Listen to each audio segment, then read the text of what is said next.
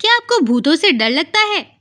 या क्या आप वो इंसान हैं जिन्हें भूतों की कहानियां सुनना पसंद है?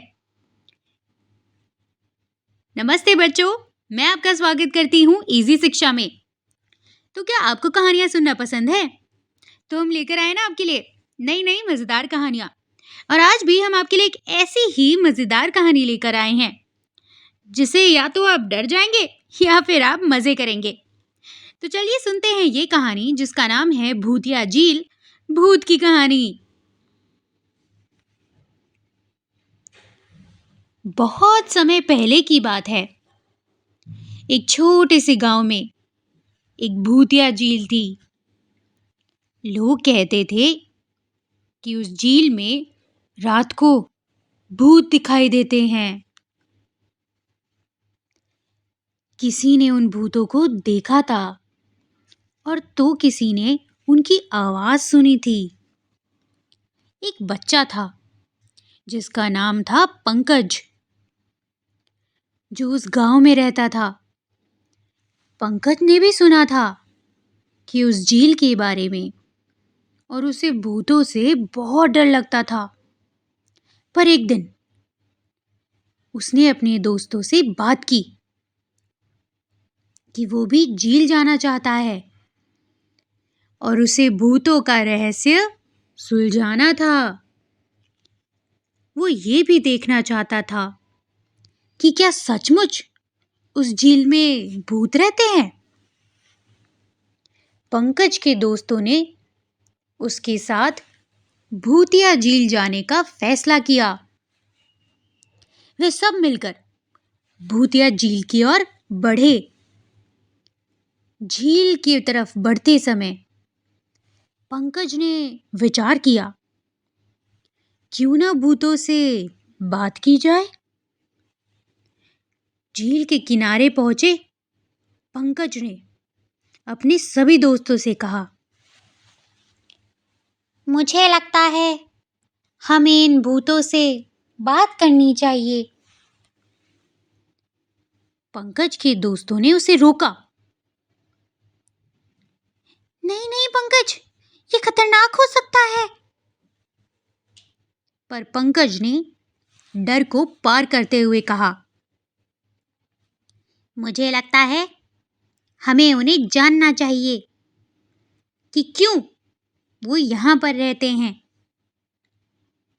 वो सभी लोग आगे बढ़े और झील की तरफ चले। वहां उन्होंने देखा कि बहुत सारे भूत घूम रहे हैं। पंकज ने भूतिया झील के किनारे खड़े हुए भूतों से पूछा, आप यहाँ क्यों रहते हैं? भूत ने उसने अपनी कहानी सुनाई। वे कहा करते थे कि वो यहाँ अपनी अधूरी कहानी पूरा करने आते हैं, क्योंकि उनका मानना था कि जब तक अपना काम पूरा नहीं करते, उन्होंने बताया कि हमारी कुछ इच्छाएं अधूरी रह जाती हैं। अगर वे पूरी नहीं होंगी तो हमें मोक्ष नहीं मिलेगा। तब तक वे आत्मा को शांति नहीं मिल सकती। भूत की इच्छा थी कि उनके पीछे उनके बच्चे खुशी से रहें और अपनी शिक्षा प्राप्त करें, ताकि उनका भविष्य अच्छा हो।